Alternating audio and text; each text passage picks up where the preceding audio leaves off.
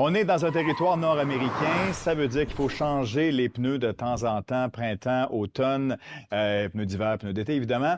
C'est imposé, c'est pour la sécurité, c'est une loi avec une date précise. Mais là, quand tu es fabricant de pneus, qu'est-ce que ça représente pour toi, ça, ces changements de pneus d'hiver-là? Ça représente pas grand-chose mondialement Pas parlant, en fait. grand-chose. Non, on parle de moins de 10 des ventes de pneus d'hiver, fabrication et tout ça pour un fabricant de pneus.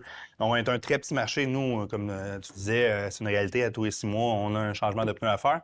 Mais pour l'ensemble de la planète, c'est pas le cas. C'est pas si important que ça. Bon, tu peux avoir une voiture aussi, j'imagine, qui n'a pas de pneus d'été. Définitivement, c'est assez un petit marché que certaines dimensions n'existent tout simplement pas en pneus d'hiver. Ça donne une idée comment c'est laissé de côté un peu cette réalité-là. Nous, malheureusement, c'est la nôtre et il faut chausser. Ouais.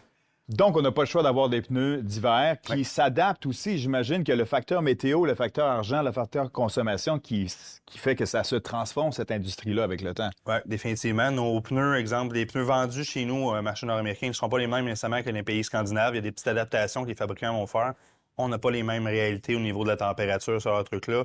Des fois, le parc automobile n'est pas le même non plus. Donc, on s'adapte à ce niveau-là. Il y a des pneus qui se ressemblent, mais il y a quand même des petites différences que les fabricants se donnent la peine de créer pour nous. Bon, qu'est-ce qui fait que c'est un bon pneu pour notre marché nord-américain? Effectivement. Eh bien, écoute, chez Continental, justement, il y a ça 1 an ou 2, ils sont venus passer du temps pour fabriquer un pneu adapté à nos hivers. La neige, la slush, la glace, ce genre de trucs-là. Donc, on parle d'un pneu hybride. Le milieu de la semelle ici qui est beaucoup plus dense, avec beaucoup de lamelles, c'est le côté glace du pneu. Okay. Évacuation d'eau sur la glace, ce genre de trucs-là.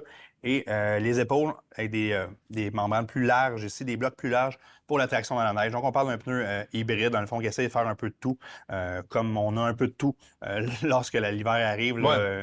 Il faut s'adapter, comme on dit. C'est un des meilleurs pour nos hivers nord-américains. Définitivement. Merci.